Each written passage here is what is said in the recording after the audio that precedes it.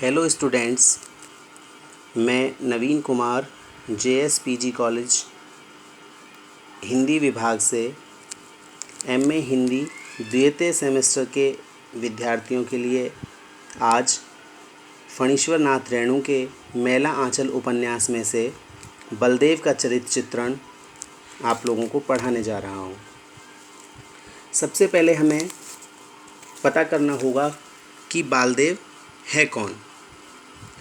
तो स्टूडेंट्स, रेणु के मैला आंचल में चरित्रों की संख्या जो है वो अपेक्षाकृत अधिक है और ये चरित्र एक ओर तो अपने स्वतंत्र व्यक्तित्व से युक्त हैं ही, दूसरी ओर अंचल विशेष के किसी न किसी पक्ष को उजागर भी करते हैं।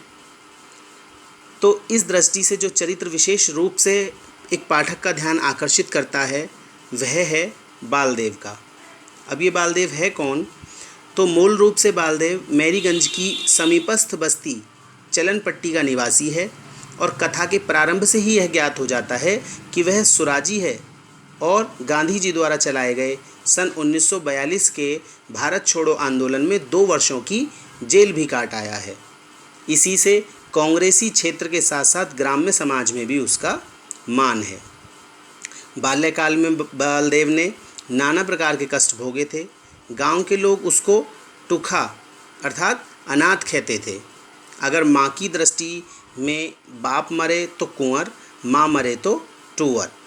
शीघ्र ही वह सच में टूखा हो जाता है। माँ की मृत्यु के पश्चात वह अनोही भगत की भैंस तो चराता ही था, उसके अत्याचार और उपेक्षा भी सहता था। तो इस तरीके से हमें पता चलता है कि वो कितने कष्टों का सामना करता है। किसी समय गांव में आए राज किशुन और उनकी पत्नी कारण था कि महात्मा गांधी के आदर्शों का प्रचार करने के लिए वो यहाँ आए थे। उनके भाषण से बालदेव इतना प्रभावित हुआ कि सभा में ही कांग्रेस का सक्रिय स्वयंसेवक बन गया था। इस प्रकार वह कांग्रेस की विचारधारा को आगे बढ़ाने के लिए ग्राम में या गांव में काम करता है। साथ ही साथ उसकी नाना चारित्रिक विशेषताएं भी उपन्यास में मुखरित हुई हैं, जो इस प्रकार हैं। पहला, कट्टर देश सेवक। तो बालदेव उपन्यास में कट्टर देश सेवक के रूप में उपस्थित होता है। वो भारत के स्वतंत्रता आंदोलन में सक्रिय भाग लेता है और इसके लिए वह मिलिट्री से पिटते पिटते बेहोश तक हो जाता है। स्वयं उसी के शब्दों में कि सेवा व्रत जब हमने लिया है तो इसको छोड़ नहीं सकते। अंधी होकर पुलिस चलावे पर डंडों की परवाह नहीं करना। दूसरा, इसमें हम देखते हैं कि वह गांधी और गांधीवाद का अनुयायी है। बालदेव जो है वो गांधी जी का परम भक्त है और उनके महात्मा रूप पर तो उसको श्रद्धा है ही, वह उनकी शिक्षाओं और उपदेशों को भी अपने जीवन में उतारता हुआ चलता है और उन्हीं सब का प्रचार वह अपने गाँव में, अपने समाज में करता रहता है। आगे हम देखते हैं कि वह जनसेवक के रूप में उपन्यास में सामने आता है।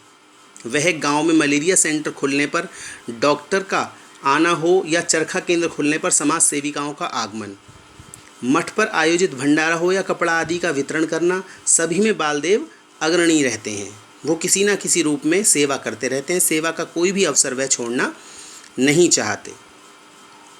इसके बाद वह ईमानदार हैं, छल छिद्र करना नहीं जानता, हर गौरी से अपमानित होकर भी जनसेवा में लगा रहता है। तो ये सब उसके चरित्र की कुछ विशेषताएं हैं। उसके बाद हम देखते हैं कि वह कुंठा से भी ग्रस्त है। ध्यान से सोचें तो बालदेव प्रारंभ से ही कुंठाग्रस्त है। मूलतः यही कुंठाग्रस्तता उसके चरित्र की गई विशेषताओं और तत्संबंधी कार्यकलापों को परिचालित भी करती के रहती हैं। लक्ष्मी के प्रेम पाश में बंधना इसका सर्वोत्तम प्रमाण है। प्रथम दृष्टि में ही लक्ष्मी की आंखों में खो जाना, कर्णपट्टी का लाल हो जाना, लक्ष्मी के शरीर से बीजक जैसी पवित्र गंध का अनुभव करना, ये आदि कार्य लक्ष्मी के प्रति उसके आकर्षण प्रेम भाव के सूचक हैं। बालदेव में कुंठा का एक रूप राजनैतिक भी है। मतलब कहीं ना कहीं किसी न किसी परिस्थिति को लेकर, वो विषम परिस्थिति को लेकर कुंठा में ग्रस्त रहता ही है। अब हम देखते हैं कि बालदेव का उपन्यास में क्या स्थान है। तो तुलनात्मक दृष्टि से बालदेव उपन्यास का गौण चरित्र है, लेकिन महत्वपूर्ण है।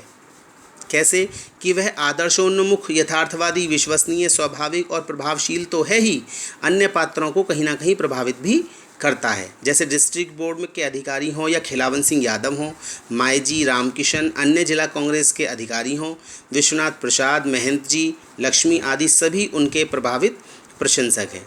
निष्कर्ष में यह कहा जा सकता है कि बालदेव जो हैं वो मेला आंचल में बालदेव का महत्व अक्षुण्ण है, उनके महत्व को नकारा नहीं जा सकता। इस प्रकार हम देखते हैं कि बालदेव उपन्यास में किन किन रूपों में, किन किन विशेषताओं के साथ उपस्थित रहते हैं। धन्यवाद।